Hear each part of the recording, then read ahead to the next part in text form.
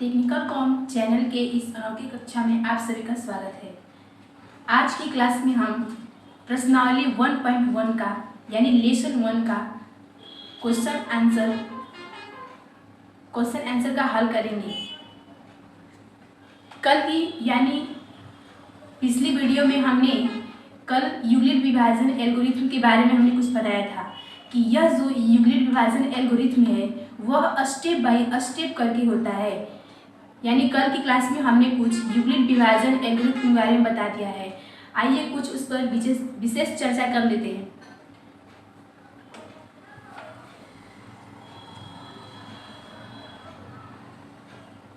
प्रश्नावली हमारा 1.1 है। प्रश्नावली हमारा क्या है? 1.1 है। जैसे हमने कल बताया था कि यूक्लिड विभाजन जो होता है वह स्टेप बाय स्टेप करके होता है। तो एक एग्जाम्पल लेकर हम लोग समझते हैं कि यूक्लिड विभाजन एल्गोरिथम का जो एचसीएफ ज्ञात होता है वह किस विधि द्वारा होता है, किस विधि द्वारा हम लोग बनाते हैं। तो सबसे पहले हम एक एग्जाम्पल लेकर समझते हैं यूक्लिड विभाजन एल्गोरिथम में कैसे यह स्टेप यानी रूल पर काम करता है। तो एग्जाम्पल हम लेते हैं जैसे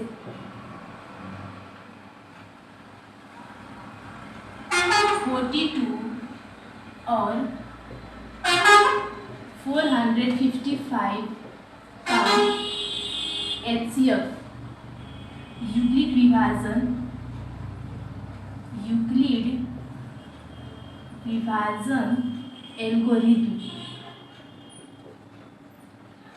एल्गोरिथम द्वारा ज्ञात करना है।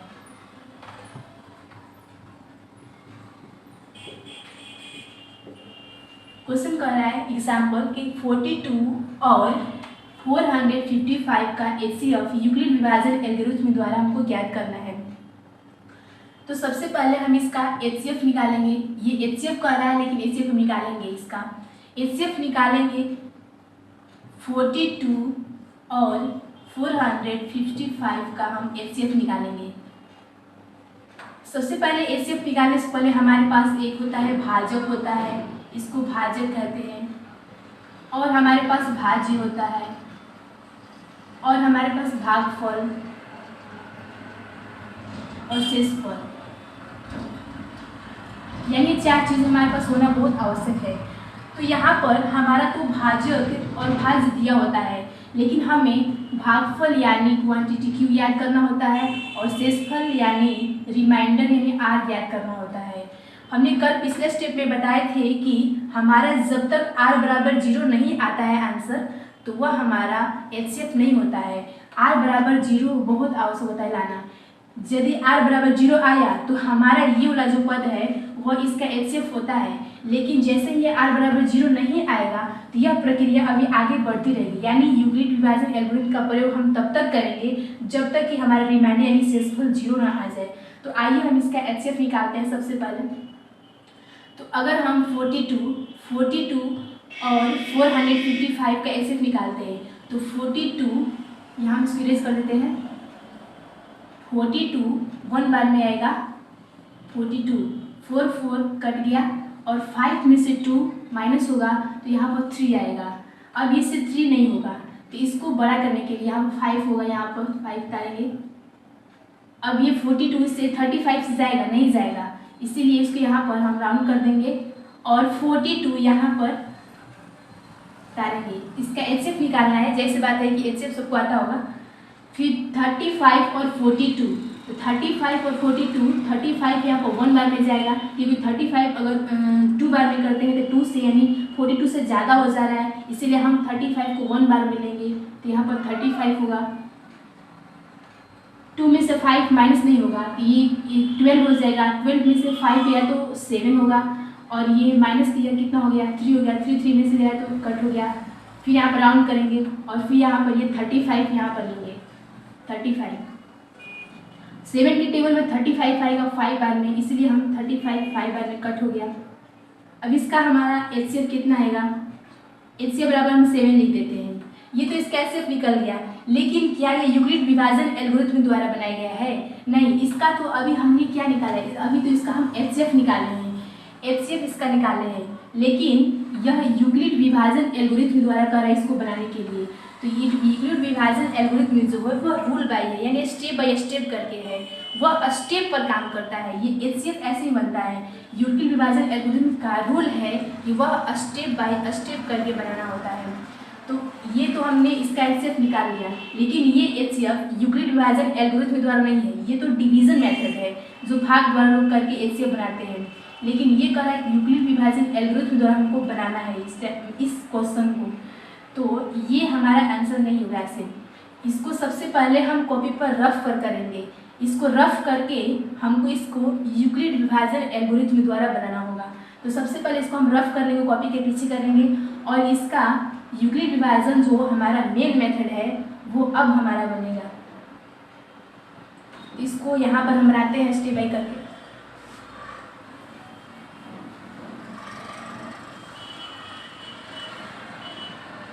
यूक्लिड विभाजन एल्गोरिथम जो है ये बनता है स्टेप। सबसे पहले भाजक बराबर होता है, भाजक बराबर होता है भाज्य नहीं सॉरी यहाँ पर होता है भाज्य, भाज्य बराबर होता है भाजक गुणे भागफल प्लस शेषफल। भाज्य बराबर होता है भाज्य गुणे भागफल प्लस शेषफल। ये तो मेथड रफ पर होता है, लेकिन यूक्लिड विभाजन एल्गोरिथम द्वारा कराते हैं ये टॉपिक अब यहाँ पर आएगा हमारा। इस मेथड से ही यूक्लिड विभाजन एल्गोरिथम बनता है। सूत्र हमारा होता है भाज्य बराबर भाज्य गुणे भागफल प्लस शेषफल। तो हमारे यहाँ पर स्टेप 1 आएगा। स्टेप 1 हमारा होगा भाज्य, यानी इनमें से हमारा भाज्य कौन है, तो हमारा भाज्य ये है 455। तो यहाँ पर हम भाज्य बराबर लिखेंगे 455, इक्वल का चिन्ह इसलिए इक्वल का चिन्ह लगाएंगे। अब हमारा भाजक क्या है, तो भाजक हमने देखा कि मेरा 42 है, भाजक हमारा 42 है, इसलिए हम अभी क्या लिखेंगे 42। मल्टीप्लाई का चिन्ह तो मल्टीप्लाई का सिंबल लगाएंगे। उसके बाद हमारा क्या है भागफल, तो हमारा भागफल कितना आया है, हमारा भागफल 1 आया है, इसलिए यहाँ पर हम 1 लिखेंगे। प्लस का चिन्ह इसलिए प्लस लगाएंगे। शेषफल दिया, उसके बाद हमारा शेषफल है, तो शेषफल हमारा कितना आया है, अगर इसका हमने डिवीजन किया है तो उसका शेषफल कितना आया है 35 आया है। इसका हम शेषफल कितना लिखेंगे 35। ये तो हमारा स्टेप 1 हुआ, ये हमारा स्टेप 1 है। लेकिन क्या रिमाइंडर, क्या शेषफल यहाँ पर हमारा 0 आ रहा है, नहीं। तो हमने क्या कहा कि जब तक हमारा रिमाइंडर यानी r बराबर 0 नहीं आएगा तब तक यह प्रक्रिया स्टेप बाय स्टेप करके बनाने पड़ेगी हमको। इसीलिए यहाँ पर रिमाइंडर बराबर यानी शेषफल हमारा 0 नहीं आया है, यानी यह आगे प्रक्रिया अभी बढ़ेगी। ये स्टेप 1 था, अब हम स्टेप 2 में आते हैं। स्टेप हमारा 2 आएगा। स्टेप 2 में सेम पैटर्न ऐसे ही चलेगा जैसे स्टेप 1 है। तो स्टेप 1 तो हम यहाँ से लिए थे, अब स्टेप 1 हमारा स्टेप 2 यहाँ से चलेगा।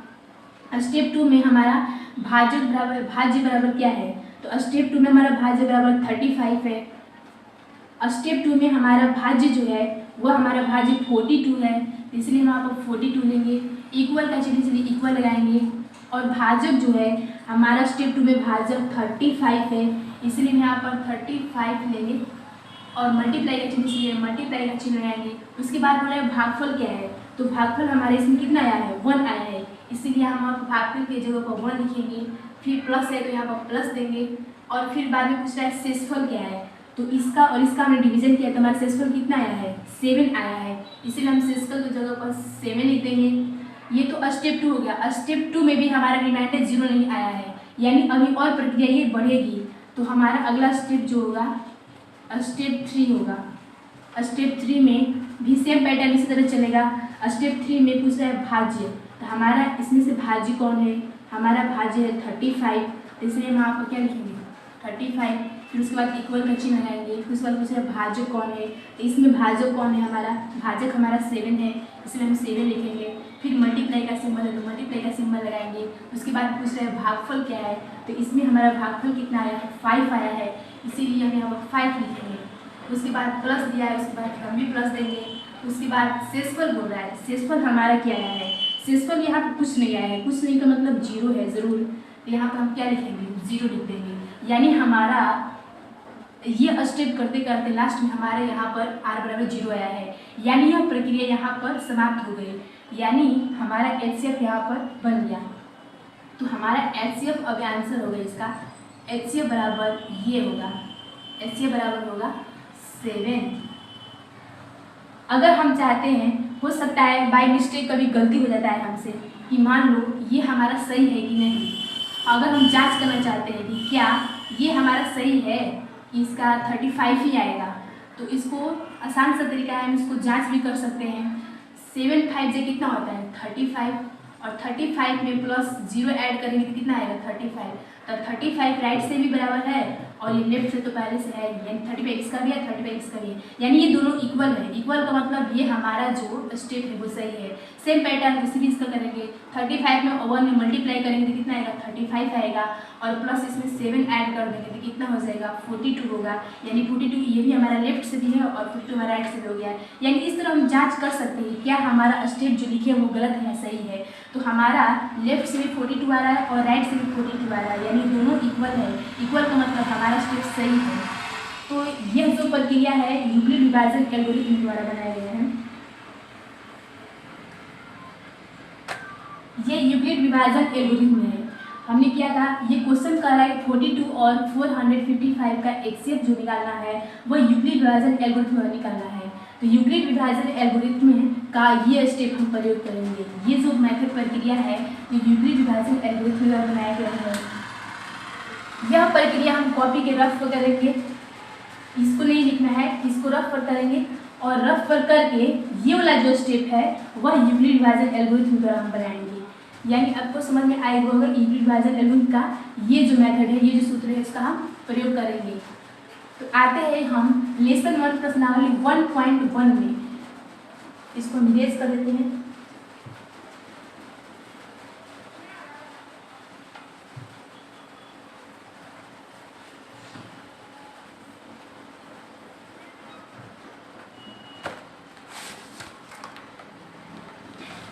यहाँ पर हम क्लास 10 का बुक लेते हैं, आप सभी के पास बुक होगा। लेसन 1 प्रश्नावली कर रहा है कि निम्नलिखित संख्याओं का HCF ज्ञात करने के लिए यूक्लिड विभाजन एल्गोरिथम का प्रयोग कीजिए। सेम पैटर्न जैसे एग्जाम्पल हमने अभी समझाया है, सेम पैटर्न वही क्वेश्चन कर रहा है कि निम्नलिखित संख्याओं का HCF ज्ञात करने के लिए यूक्लिड विभाजन एल्गोरिथम का प्रयोग कीजिए। तो क्वेश्चन नंबर 1 कर रहा है, क्वेश्चन नंबर 1 का क्वेश्चन नंबर कर रहा है 135 और 225। क्वेश्चन दिया है कि 135 और 225 का HCF निकालना है, वो भी यूक्लिड विभाजन एल्गोरिथम द्वारा। तो हमने आपको यूक्लिड विभाजन एल्गोरिथम कभी बताया है। सबसे पहले इसका हम HCF निकालेंगे 135 का 225 है, इसको कहीं रफ पर निकालेंगे और जो स्टेप बाय स्टेप करके दिखाना है वो हमारा मेन मुद्दा है। 135 और 225 कैसे निकालेंगे, तो ये 1 बार में जाएगा 135, 5 में से माइनस होगा तो 0 आएगा, और 12 में से 3 गया तो 9 होगा, 1 कट हो जाएगा 90, फिर यहाँ पर आएगा 135, 91 जा 90 होगा, यहाँ पर 2 बार में ज़्यादा हो जा रहा है, 5 में से 0 गया तो 5 होगा, और 13 में से 9 गया तो 4 होगा। फिर आप इसको राउंड करेंगे और 90 उतारेंगे यहाँ पर 90। अब इसका 45 2 जा 90 होता है, तो 2 बार में 90 हो गया, कट गया, यानी हमारे HCF कितना आया 45। लेकिन ये तो हमने HCF इसका निकाला है, HCF तो निकाला है, लेकिन मेथड किस मेथड से, ये तो डिवीजन मेथड है। लेकिन क्वेश्चन 1 कर रहा है कि हमको यूक्लिड विभाजन एल्गोरिथम द्वारा बनाना है। तो क्या ये यूक्लिड विभाजन एल्गोरिथम है? नहीं, यूक्लिड विभाजन एल्गोरिथम तो स्टेप बाय स्टेप करके बनाना है, तो इसका हम यूक्लिड विभाजन एल्गोरिथम निकालेंगे। तो सूत्र क्या होता है, भाज्य बराबर भाजक गुणे भागफल प्लस शेषफल ही होता है। तो हमारा भाज्य कितना है, इसमें हमारा भाज्य है 225, तो यहाँ पर हम क्या लिखेंगे 200। सबसे पहले तो स्टेप 1 लिखेंगे। स्टेप 1 लिखना बहुत ज़रूरी है। स्टेप 1 में हमारा क्या है 275 इक्वल करके इक्वल लगाएंगे। उसके बाद क्या पूछ रहे हैं भाजक। तो हमारा भाजक कितना है, हमारा भाजक है 135। तो यहाँ पर 135 लिखेंगे। फिर मल्टीप्लाई का सिंबल है तो मल्टीप्लाई का सिंबल लगाएंगे। अब पूछ रहे हैं भागफल क्या है, तो हमारा भागफल है 1, इसलिए हम यहाँ पर 1 लिखेंगे। फिर उसके बाद प्लस का सिंबल है तो प्लस लिखेंगे। उसके बाद बोला है शेषफल क्या है, तो हमारा इसका उसका डिवीजन किया तो शेषफल कितना आया है, हमारा शेषफल आया है 90। तो यहाँ पे क्या लिखेंगे हम 90। ये तो स्टेप 1 हो गया। अब अगले स्टेप में स्टेप हम 2 आते हैं। स्टेप 2 में सेम ऐसे ही बनेगा। स्टेप 2 हमारा भाज्य पूछ रहा है सबसे पहले, तो हम भाज्य में क्या देंगे, भाज्य में हमारा 135 होगा। यहाँ से तो स्टेप 1 था, अब यहाँ से हम स्टेप 2 होगा, अगला स्टेप 3 होगा, अगला स्टेप 4 भी हो सकता तो 4 भी होता, लेकिन यहाँ पर स्टेप 2 कर रहा है। तो स्टेप 2 में हमारा भाज्य पूछ रहा है, तो स्टेप 2 में हमारा भाज्य क्या है 135। जैसे यहाँ पर इसका भाज्य हुआ है 225, तो इसका भी यहाँ पर भाज्य होगा 135, इसका भाज्य अलग होगा 90। इसका भाजक था 135, इसका भाजक 90 है। तो भाज्य हमारा है 135, इक्वल का सिंबल लगाएंगे। फिर पूछ रहा है भाजक हमारा क्या है, तो भाजक हमारा कितना है 90। तो यहाँ पर हम क्या लिखेंगे 90। मल्टीप्लाई का सिंबल है तो मल्टीप्लाई लगाएंगे। फिर पूछ रहा है भागफल, तो हमारा भागफल कितना आया 1, इसलिए हम यहाँ पर 1 लिखेंगे। फिर प्लस का सिंबल लगाएंगे। फिर ये शेषफल दिया है, तो हमारा इसका डिवीजन करने पर शेषफल कितना आया है 45 आया है। तो इसका हम शेषफल जो लिखेंगे 45 लिखेंगे।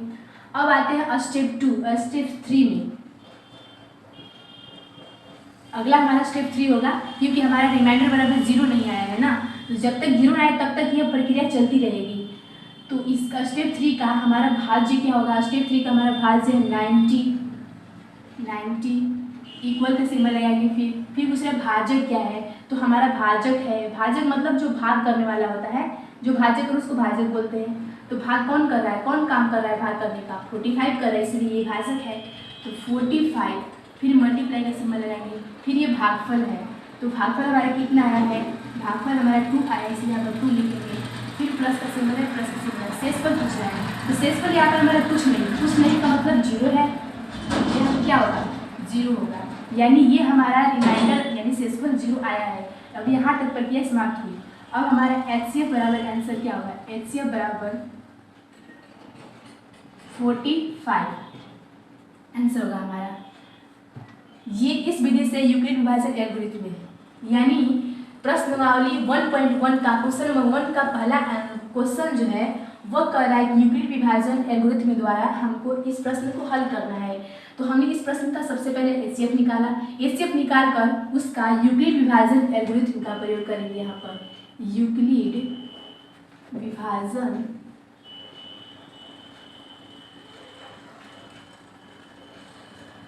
एल्गोरिथम, यूक्लिड विभाजन एल्गोरिथम है। इस प्रक्रिया से हम यूक्लिड विभाजन एल्गोरिथम का क्वेश्चन आंसर बनाएंगे। किसी भी प्रश्न, कोई भी प्रश्न बोले, कोई भी प्रश्न दिया हो, उसका HCF बोले कि यूक्लिड विभाजन एल्गोरिथम से ही हमको ज्ञात करना है, तो यह प्रक्रिया हम अपनाएंगे। यह प्रक्रिया यूक्लिड विभाजन एल्गोरिथम का है। अगर हम चाहते हैं कि हमारा जो आंसर है वो गलत है, तो सबसे यहाँ पर हम जांच कर लेंगे कि 42 और इसमें मल्टीप्लाई करने पर कितना आएगा 90 आएगा, और 90 में 0 ऐड करने से तो 90 ना होगा। तो 90 हमारा ये पक्ष भी 90 है और ये पक्ष भी 90 है, यानी दोनों इक्वल है, दोनों सेम है, इसीलिए यह हमारा जो स्टेप है वो सही है, यानी हमारा HCF 45 होगा। इस तरीके से हम सभी प्रश्नों को हल करेंगे। और ये जो क्वेश्चन दिया हुआ है प्रश्नावली 1.1 का, हमने तो पहला आंसर हल कर दिया है। इस नियम से ही हम क्वेश्चन नंबर 2 का और 3 का भी अगला स्टेप करके बनाएंगे। आपको समझ में आ गया होगा। क्वेश्चन नंबर 2 और 3 भी इसी तरीके से बनाना है। पहले उसका HCF निकालना है किसी रफ पर, फिर उसको साफ क्लियरी रूप से इस तरीके से बनाना है यूक्लिड विभाजन एल्गोरिथम से। ये प्रक्रिया से हम बनाएंगे। अगर आपको नहीं समझ में आएगा तो कमेंट बॉक्स में हमको बताइएगा, हम उसका आंसर जरूर बताएंगे। अब क्वेश्चन नंबर 2 पर आते हैं कि क्वेश्चन नंबर 2 क्या कर रहा है 1.1 का। सबसे पहले हम इसको इरेज कर लेते हैं।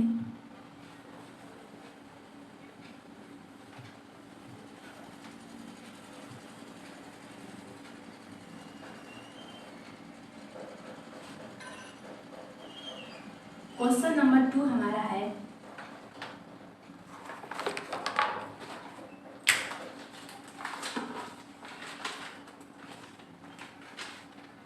हमारा क्वेश्चन नंबर 2 है, कह रहा है कि बुक में देखिए, और कह रहा है कि दर्शाइए कि कोई भी धनात्मक विषम पूर्णांक 6q + 1 या 6q + 3 या 6q + 5 के रूप का होता है, जहाँ q कोई पूर्णांक है। ये कह रहा है कि दर्शाइए कि कोई भी धनात्मक विषम पूर्णांक, धनात्मक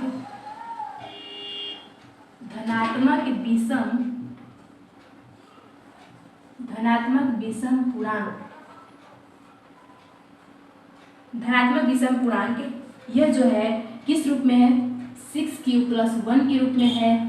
फिर कह रहा है कि या 6q + 1 या 6q + 3 या 6q + 5 के रूप में है, जहाँ q कोई पूर्णांक है, जहाँ q क्या है, q कोई पूर्णांक है, जहाँ q कोई पूर्णांक है। यही प्रश्न कर रहा है हमारा कि धनात्मक विषम पूर्णांक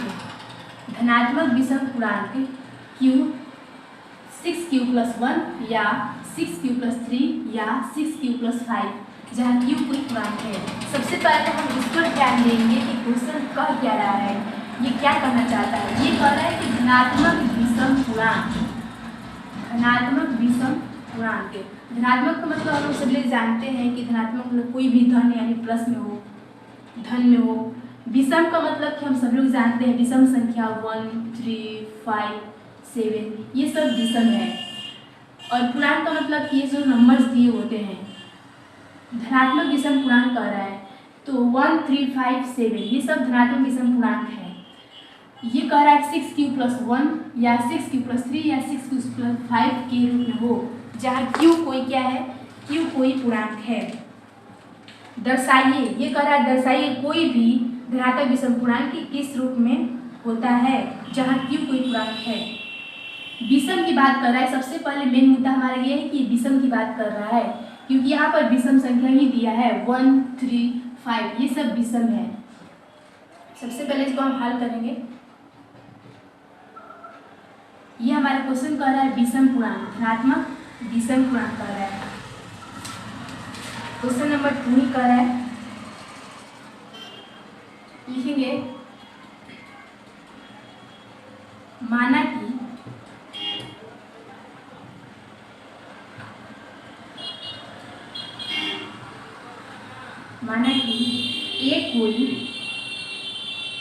ए कोई धनात्मक पूर्णांक है, माना कि ए कोई धनात्मक विषम पूर्णांक है। विषम पूर्णांक की बात करें इसलिए हम विषम पूर्णांक लिखेंगे। माना कि ए कोई धनात्मक विषम पूर्णांक है।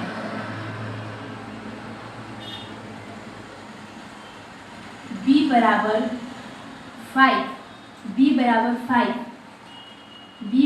5,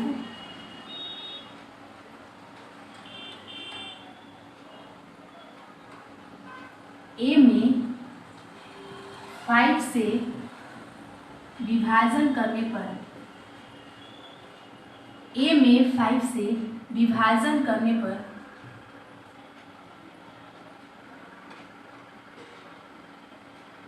भागफल q और शेषफल r प्राप्त होता है।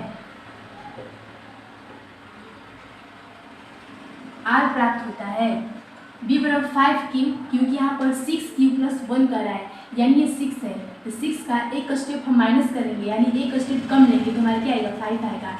अगर यहाँ पर 4 रहता तो हम यहाँ पर 3 लेते, अगर 3 रहता तो यहाँ पर हम 2 लेते। तो माना कि ए कोई धनात्मक विषम पूर्णांक है, b बराबर, जहाँ b बराबर a में 5 से विभाजन करने पर भागफल यानी क्वांटिटी हमारा q और शेषफल है रिमाइंडर हमारा r प्राप्त होता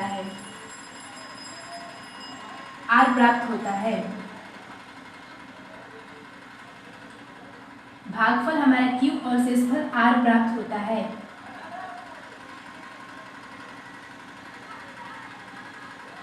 a बराबर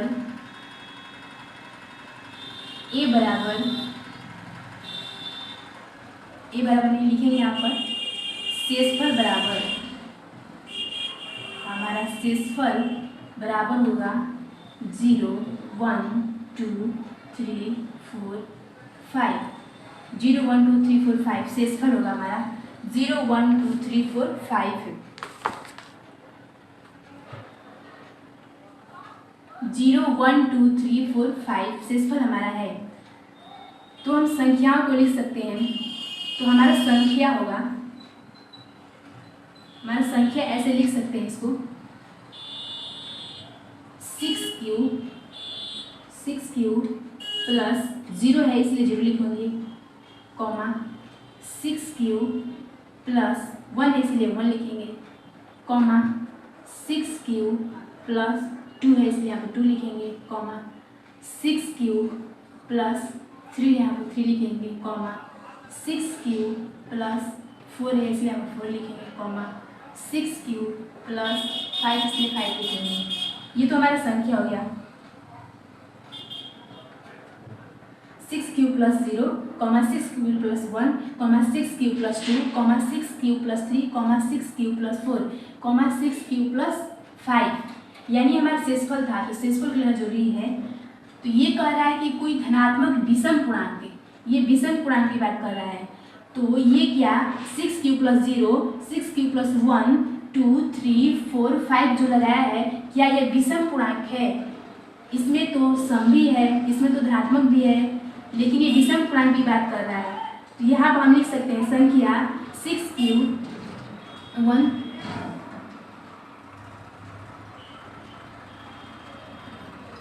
5 है, यहाँ पर लिखेंगे 5 है, और लिखेंगे ए विषम पूर्णांक है। ए जो है यहाँ पर माने नहीं कि नहीं ए कोई विषम पूर्णांक है, यहाँ लिखेंगे ए विषम पूर्णांक है। ए जो है वह विषम पूर्णांक है, इसलिए 6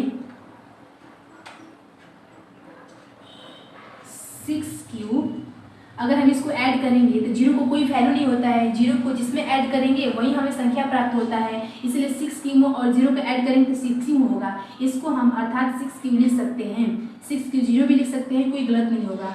तो 6 0 ही लिख सकते हैं, 6 प्लस 0 और 6 प्लस 2 और 6 प्लस 4, 6 प्लस 0, 6 प्लस 2 और 6 प्लस 4 जो है 4,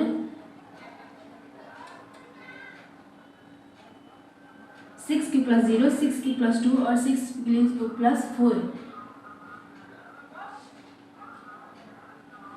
यह विषम पूर्णांक का यह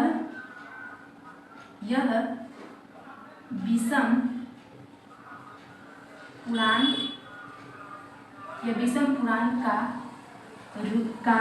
रूप नहीं है, विषम पूर्णांक का रूप नहीं है, क्योंकि ब्रैकेट में भी देते हैं क्योंकि यह तीनों 2 से विभाज्य है, यह तीनों 2 से विभाज्य है।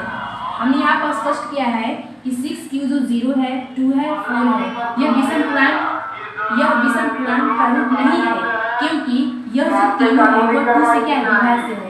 जो 2 से विभाज्य है वो तो सम है ना, लेकिन यहाँ पे विषम की बात कर रहा है, हमको विषम के रूप में लिखना है। तो क्या यह विषम है? 0 2 4 क्या यह विषम है? नहीं, ये तो सम है। इसीलिए यहाँ पर ये जो तीनों रूप है वह विषम पूर्णांक का रूप नहीं है। अब यहाँ पर हमारा आंसर जो स्पष्ट होगा वह होगा, इसमें से सम को छोड़कर विषम कौन कौन है? ये जो हमारा तीनों जो है ये और 6 प्लस 4 ये जो है हमारा सम है। तो हमारा विषम पूर्णांक कौन होगा?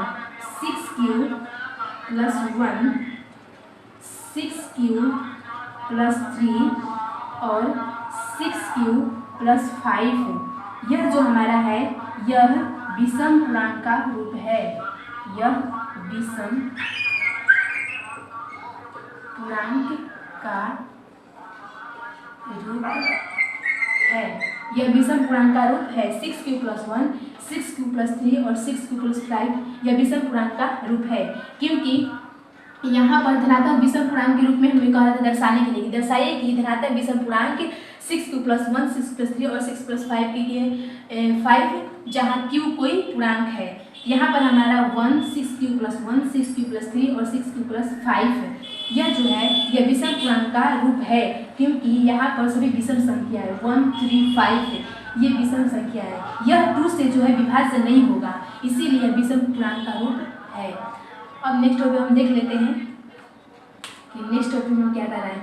ये जो 6 प्लस 1 दिया है तो 6 क्या है इसका, यही जो सूत्र लगता है इस सूत्र पर है भाज्य बराबर होता है ना, भाज्य बराबर भाजक प्लस भागफल प्लस शेषफल, यही है। तो हमारा ये 6 जो है वह हमारा भाजक है। 6 जो है यहाँ पर मल्टीप्लाई का सिंबल होता है। 6 जो है हमारा भाजक है और ये q जो है q हमारा भागफल है। क्योंकि क्वांटिटी मतलब क्या होता है, क्वेश्चन मतलब होता है भागफल। 6 हमारा भाजक, q हमारा भागफल प्लस सिंबल, शेषफल हमारा कितना है 1 है। शेषफल हमारा कितना है 1 है।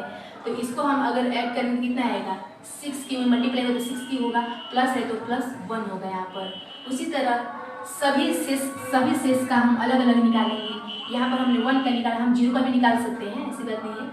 फिर यहाँ पर 6 लिखेंगे, फिर यहाँ पर q, फिर प्लस हमारा सबसे पहले 1 है यहाँ पर शेषफल, उसके बाद हमारा 2 है। तो 2 हमारा क्या है, सम है। यह जो है ये विषम पूर्णांक नहीं है, इसलिए हम 2 को नहीं लेंगे, यहाँ पर 3 लेंगे हम, तो हमारा 3 हो जाएगा। तो हमारा 6q प्लस 3 होगा। फिर अगला स्टेप हमारा होगा 6q प्लस यहाँ पर 4 है, तो 4 हमारा विषम पूर्णांक है, 4 को नहीं लेंगे। 5 हमारा विषम पूर्णांक है, यहाँ पर हम 5 लेंगे। इसके बाद हमारा आंसर जो आएगा 6q प्लस 5 आएगा। इस तरह करके हमने दर्शाया कि 6q प्लस 1, 6q प्लस 3 और 6q प्लस 5 यह जो है धनात्मक विषम पूर्णांक का रूप है।